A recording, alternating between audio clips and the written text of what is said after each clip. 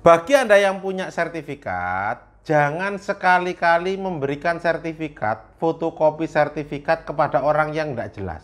Kemudian yang kedua, lakukan SKPT, surat keterangan pendaftaran hak atas tanah. Nanti cross check sertifikat. Nah, nanti untuk apa? Konfirmasi data, seperti itu. Baik sertifikat Anda yang lagi Anda pegang maupun yang lagi masuk bank, lakukan SKPT. Masih dengan saya Ahmad Junaidi atau Master Jun. Kali ini saya akan membahas tentang masalah mafia tanah. Ngeri ya mafia tanah. Jadi gini teman-teman sekalian.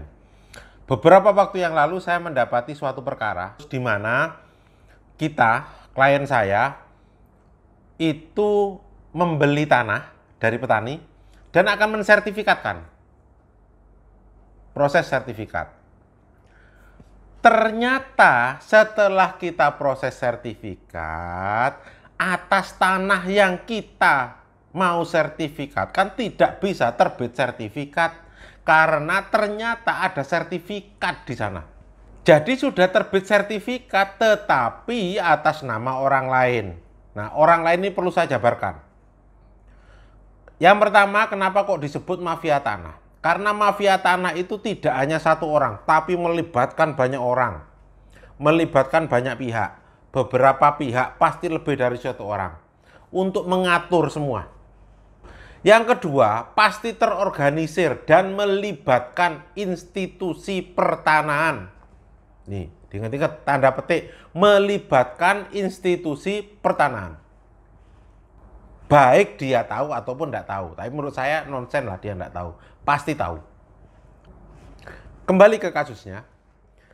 Setelah kita tahu bahwa ternyata di tanah tersebut ada sertifikat punya orang lain. Klien saya beli ke petani, petani juga tidak kenal dengan orang itu. Ya. Baru saya tahu ternyata setelah saya telusuri, nah, kebetulan saya telusuri, ternyata pemilik sertifikat tadi adalah besan dari kepala BPN. Nah, mungkin bagi Anda yang di luar Jawa, besan itu seperti apa, Pak? Ini ada dua orang, laki-laki perempuan ya, laki-laki perempuan kayak gini. Nah, dia punya orang tua di sini, orang tua di sini. Nah, ini statusnya besan yang ini. Ini besan. Nah, gitu ya. Nah, ternyata besan ini dan ini tadi, yang ini adalah anggota dewan dan yang ini adalah kepala BPN. Nah, ini gandeng. Sehingga terbit sertifikat. Yang jadi masalah alas hak. Ternyata kenapa kok bisa terbit sertifikat? Nah, si ini tadi menyatakan membeli tanah kepada seseorang yang kita tidak kenal sama sekali. Nah, mendasari tanah ini, ya tanahnya ternyata di tengah gunung, wes gak karu-karuan ini. Dan belinya pun kepada siapa kita tidak jelas. Nah, mendasari ini, dia ngajukan permohonan sertifikat kepada ini. Nah, setelah diterbitkan di sini, ternyata lokasinya ditaruh di tanah klien saya yang bagus, yang pinggir jalan. Kok bisa seperti itu, Pak? Saya tidak tahu. Sehingga karena sudah ada terbit sertifikat, kan tidak mungkin diterbitkan sertifikat ganda. Itu masalahnya. Kemudian apa yang terjadi? Saya minta agar diajukan pembatalan. Tidak bisa, karena sudah berbentuk sertifikat. Pembatalan harus mengajukan gugatan di PT-UN, Pengadilan Tata Usaha Negara.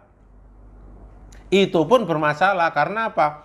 Untuk masuk ke PT-UN, itu kan ada jangka waktu 90 hari. Memang bisa sih kita create 90 harinya.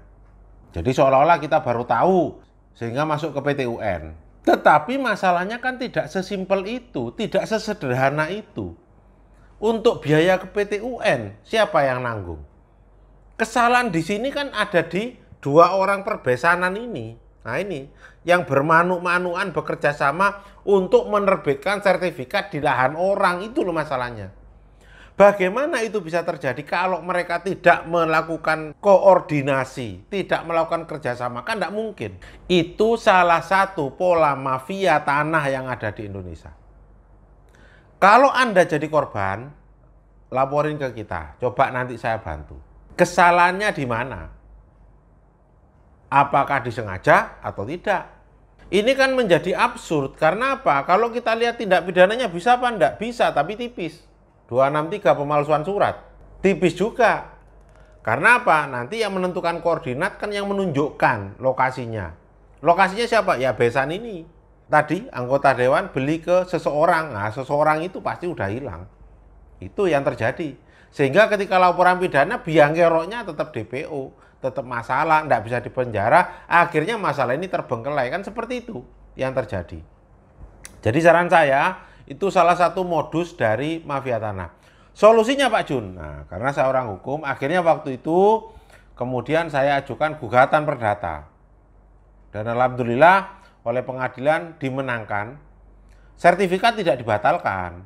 Tetapi sertifikat dinyatakan tidak berlaku dan tidak berkekuatan hukum. Nah itu wewenangnya pengadilan negeri. Tapi kalau membatalkan sertifikat, wewenangnya petun, pengadilan tata usaha negara.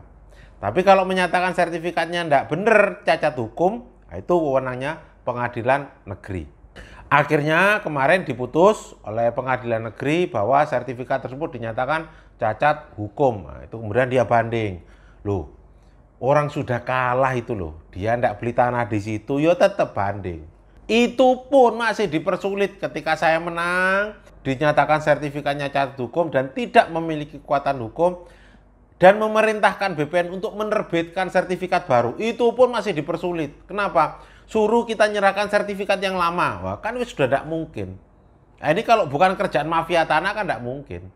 Sehingga apa? Sertifikat saya kan tidak keluar-keluar, tidak jadi-jadi. Selama saya tidak menyerahkan sertifikat asli yang dinyatakan tidak berlaku. Ini kan suatu yang tidak mungkin. Nah itulah cara kerja mafia tanah.